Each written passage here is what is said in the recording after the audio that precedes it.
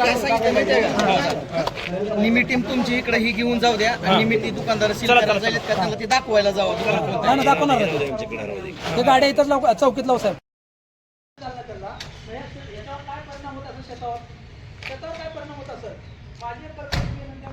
आणि जिल्हाधिकारी साहेबांकडे गाड्या घेऊन आलो आणि यांच्याकडे आम्ही न्याय मागत आहे कृषी अधिकारी साहेबांकडे आणि जिल्हाधिकारी साहेब त्यांनी आम्हाला आता योग्य राजा ही 200 माती आहे 200 म्हणजे ही जी कंपनी आहे आता ही कंपनीच्या नेमकं कुठलं खत आहे, कुठून आणलेलं आहे, तुम्ही कोण आहात? 20-20-00 18-18-10 आणि 10-10-10-20-20 ह्या 3 एकाच मालकाच्या कंपनी आहेत का. कुठून तर मला वाटतं नांदेड साईड आणि कोल्हापूर साईडवरून माल येत आहेत. हे 2-4 वर्षापासून यांचं रॅकेट आहे. हा एकच कंपनी नाही, अशा बऱ्याच कंपन्या साहेब. हे 4 ते 5 वर्षापासून शेतकऱ्यांनी अन्याय आणि असले डुप्लिकेट बोगस खतं घालून हे शेतकऱ्यांना अन्याय करत आहेत. पण हा आम्ही प्रत्येक वेळेस हे गाड्या पकडत गेल्या वेळेस 2 गाड्या पकडल्या, आमच्यावर जीवघेणे हल्ले झाले. त्याच्यात आम्ही वाचलो दोघं, सूरज बाचाटे सतीश बनसोडे वाचले. त्यावेळेस आम्ही तक्रार दिली माने साहेबाला, त्यांनी दखल घेतली नाही. मध्यंतरी सोलापूरला खत पकडून दिला, त्यावेळेस त्यांनी लॅब घेतला एक बोरामणीला आणि एक सोलापूरमध्ये महाशक्ती नावाचा एक खत होता. त्यांनी सॅम्पल घेऊन त्यांच्यावर आम्ही कारवाई करा म्हणून बसलो, पण ते म्हणतात दिल्लीला रिपोर्ट यायला पाहिजे, सोलापूरचा पुण्याचा रिपोर्ट आणून दिला. ते म्हणतात ते रिपोर्ट तुमचे ओरिजिनल नसतात, आम्ही आणलेले तेच खरे. मग हे कुठं तर कृषी अधिकारी मॅनेजर आहेत का, हा सगळ्यात मोठा सवाल आहे आमचा. कारण त्यांच्या आशीर्वादाशिवाय हे चालत आहेत का नाही. तुळजापूर तालुक्यातले ते कृषी अधिकारी असतील, इथले असतील, यांना तुम्ही चौकशी यांची लावली पाहिजे. हा माझा सवाल आहे सध्या यांना सगळ्यांना मीडियामार्फत त्यांची चौकशी केली पाहिजे. आम्ही जिल्हाधिकाऱ्याला आता तेच बोललो, लवकरात लवकर याच्यावर ऍक्शन घ्या, अन्यथा आम्ही एकही दुकान नीट ठेवणार नाही त्या तालुक्यातलं. कारण हा शेतकऱ्यावर अन्याय नको आहे आम्हाला. तुम्हाला किंवा कोणती कारवाई दुकानदार म्हणतात तुम्हाला जे करायचं ते करा, असे ले गेले आले, आम्ही यांना गुमानत नाही, अशावर आमच्यावर धमकी येतात त्यांच्या. ठीक आहे, मग आता अशा किती येऊन गेले ना, अशा आम्ही कितींदा सुटलो असं आमच्यावर हे करतो. तुम्ही खरेदी केलं, पकडलं काय ह्याच्यासाठी? डायरेक्ट आम्ही पैसे देऊन खरेदी केलं साहेब. ह्याच्यासाठी 5 लाखापर्यंत आम्ही किंमत त्यांना मोजले, 50,000 त्यांना ऍडव्हान्स दिले, 5 लाख कॅश दिले त्यांना. एवढं कशासाठी घेतलं? आम्ही पकडण्यासाठी घेतलं साहेब. आम्ही क्लिअर सांगतो, यांना पकडायचंच होतं आम्हाला. त्यासाठी आम्ही सगळ्या शेतकऱ्यांनी जमा करून पैसे आम्ही हा घेतला, कारण असं सापडत नव्हते आम्हाला. कारण असं पकडायला गेलं तर आमच्यावर गुन्हे दाखल केले त्यांनी.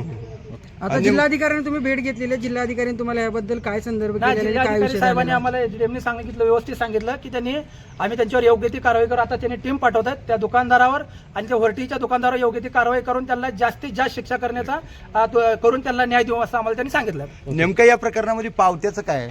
पावत्याचं कारण म्हणजे तुम्हाला ही दाखवतो पावती, कारण मी पावती त्यांना ओरिजिनल मागितली, त्यांनी ओरिजिनल पावती देत नाहीत. आणि मला असं कळालं, कारण बरेच शेतकरी 5 वर्षापासून यांचं जी सुळसुळाट चालू आहे, ही रॅकेट मोठा आहे, ही बारकं रॅकेट नाही. त्यांनी पावत्या काय करतात, असं साध्या पावत्या देतात. आणि आता 500 पोत्याची आम्ही मागणी केली होतो, 50,000 त्यांना फोनपे टाकलेत आणि त्यांनी काय केले, साधी पावती दिलेत, त्यांनी ओरिजिनल पावती दिली नाहीत. काय नाव आहे त्याचं, ओमकार कृषी केंद्र सेवा केंद्र, नळदुर्ग, तालुका तुळजापूर, जिल्हा धाराशिव.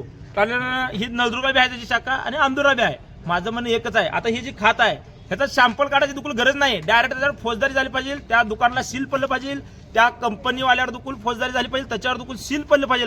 का सील पडलं पाहिजे, कारण माझा बळीराजा आज मरतोय, रात ना दिवस कष्ट करतोय, काबाड कष्ट करतोय, त्याला तर माती घालून तुम्ही विकत असताल तर ही तळतळाट चांगलं नाही. आणि माझं दुकानदाराला सांगणं आहे, त्या कंपनीदाराला सांगणं आहे, कारण एका दुकानदाराला तर सील पडलं तर बाकीचे दुकानदार असं कधी तोंडवर काढणार नाही ती. कारण बाबा शेतकऱ्याला फसवलं तर आपल्यावर दुकुली, कारण वेळ येईल फौजदारी गुन्हे दाखल करतील.